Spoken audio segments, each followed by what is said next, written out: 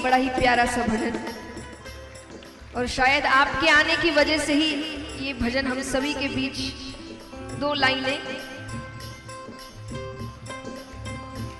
सजा दो घर को गुलशन सा, सजा दो घर को गुलशन सा, सजा दो घर को गुलशन सा, सजा दो क्यों घर को गुलशन सा, अवध मेरा में आए हैं, अवध मेरा में आए हैं, सजा दो घर को गुलशन सा, सजा दो घर को गुलशन सा, अवध मेरा में आए हैं, अवध मेरा में आए हैं। और अभी तक हमारे भगवान टेंट में थे, लेकिन अब लगे कुटिया भी दुल्हन सी, लगे कुटिया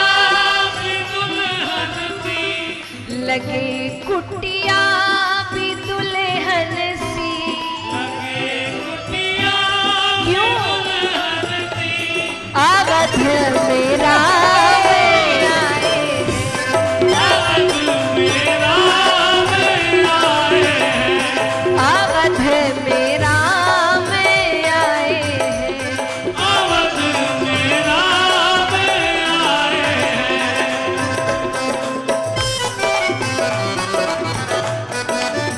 बोलो गंधर्व भगवान की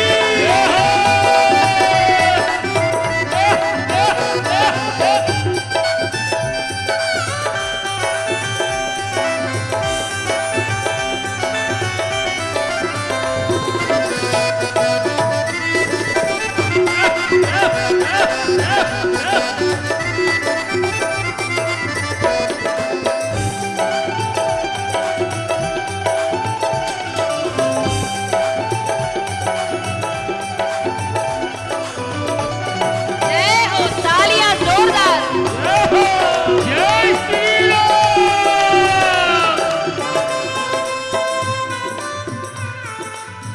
और अब सब कहेंगे, देखिए अभी तक तो तैयारियां शुरू हो रही है, अब बनना शुरू थोड़ी हो गया, अब तो तैयारियां हो रही है, तो लोग कहेंगे आपको कैसे पता आ गए, अभी तक थोड़ी दिखे हैं, आए नहीं आए कैसे पता। तो सच्चे भक्त क्या कहते हैं, तेरी आहट से है वाकिफ नहीं चेहरे की है दरकार, तेरी आहट से है वाकिफ नहीं चेहरे की है दरकार, बिना देखे ही कह देंगे लो आ गए हैं मेरे सरकार, बिना देखे ही कह देंगे लो आ गए हैं मेरे सरकार, लो आ गए हैं मेरे सरकार। और आ गए हैं मेरे सरकार। और इतने वर्षों से की गई प्रार्थनाएं, दुआओं का हुआ है असर, दुआओं का हुआ है असर, दुआओं का हुआ है असर, दुआओं का हुआ है असर, अवध मेरा में आए हैं, अवध मेरा में आए हैं, सजा दो घर को गुलशन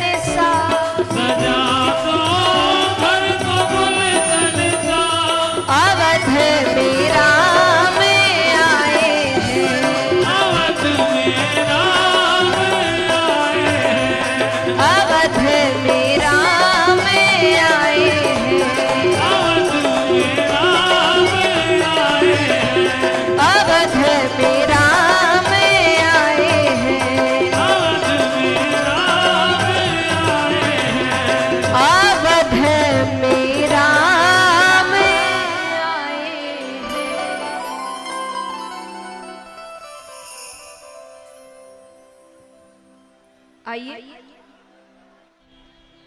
अब चलते हैं उस कथा की ओर। आज का विशेष आकर्षण दिति के वंश के बारे में कल मैंने आपको बताया था। दिति के 2 पुत्र हुए, कौन कौन बताइए? हाँ, दिति के 2 पुत्र हुए, कौन कौन? हिरणाक्ष और हिरण्यकश्यप। हिरणाक्ष का वध भगवान वराह अवतार में करते हैं। हिरण्यकश्यप भाई की मृत्यु का बदला लेना चाहते थे। अब उनका विवाह कयादु नामक कन्या से हुआ। हाँ, सब इधर देखिए। कथा में इतना ध्यान क्यों भटकता है आपका? कोई उठा नहीं या कोई जब तक वो बैठ ना जाए उसको देखते रहो, या वो उठ गया तो वो जब तक चला ना जाए उसको देखते रहो। ये ध्यान पैसे गिनते वक्त तो नहीं भटकता, तब तो पूरा ध्यान सिर्फ नोटों पे रहता है। हाँ, बस ताली बजाइए, अभी फिर कुछ होगा, फिर सब सारी मुख एक साथ घूमेंगे। 7 दिन मैंने कहा ना, 7 दिन आपका ध्यान सिर्फ यहां होना चाहिए और कहीं नहीं, आसपास कुछ भी हो जाए। तो यहां पर हिरण्यकश्यप का विवाह कयादु नामक कन्या से हुआ, जिनसे उनको पुत्र हुआ प्रहलाद।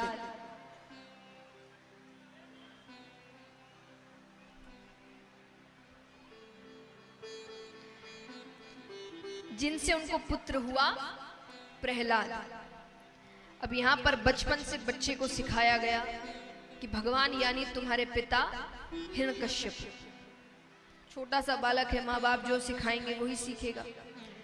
खेलते खेलते एक बार राजमहल से बाहर चले गए प्रहलाद जी। बाहर गए तो बाहर एक कुमारिन का घर मिलता है। वो बहुत रो रही थी।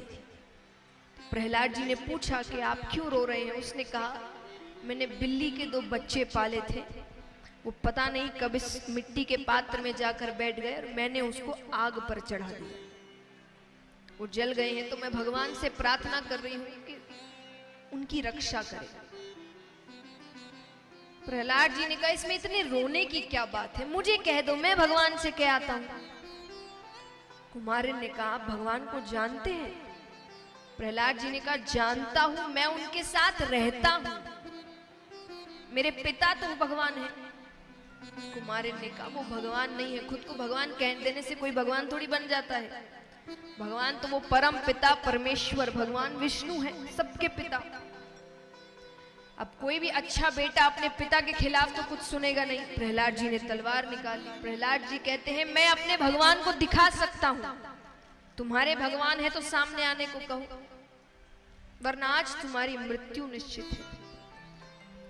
वो कुमारिन, ये सब भगवान की लीलाएं हैं, वरना प्रहलाद जी भक्त कैसे बनेंगे? कुमारिन रोते हुए भगवान को पुकारती है और वहां सामने भगवान विराट रूप में दर्शन देने आते हैं प्रहलाद जी को।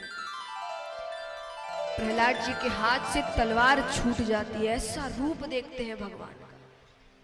और वो रूप देखने के बाद प्रहलाद जी के मुख में केवल एक ही नाम।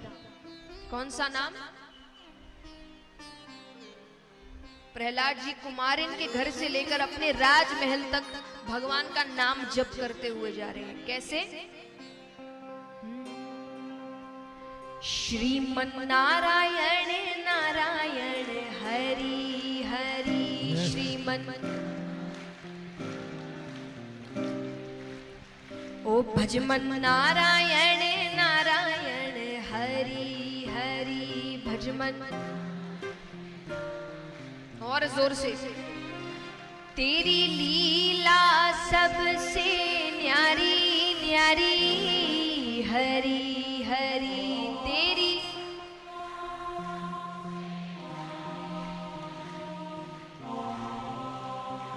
श्रीमन नारायण नारायण हरि हरि, श्रीमन नारायण नारायण हरि हरि, भजमन नारायण नारायण हरि हरि, भजमन नारायण नारायण हरि हरि।